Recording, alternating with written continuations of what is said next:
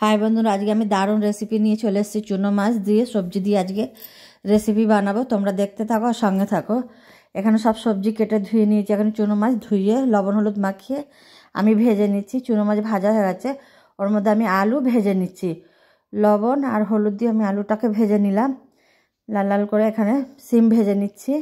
এখানে 5 ফোড়ন শুকনো লঙ্কা ফোড়ন দিয়ে দিলাম, আদা বাটা, জিরে বাটা আর কাঁচা লঙ্কা বাটা দিয়ে ভালো করে নেড়ে ছেড়ে নিয়েছি। এখানে জিরের গুঁড়ো, হলুদ গুঁড়ো, লঙ্কার গুঁড়ো, স্বাদ মতন লবণ আর সর্ষের বাটা দিয়ে ভালো করে মশলাটাকে আমি আবারও কষিয়ে নিলাম।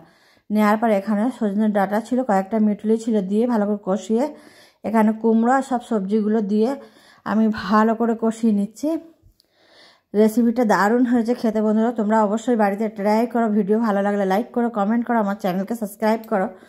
ঝোল দিয়ে দেওয়ার পরে মাছগুলো দিয়ে দিলাম, টমেটো ধনেপাতা দিয়ে দিচ্ছি, কয়েকটা গোটা কাঁচা লঙ্কাও দিলাম। আজকের মতো টাটা।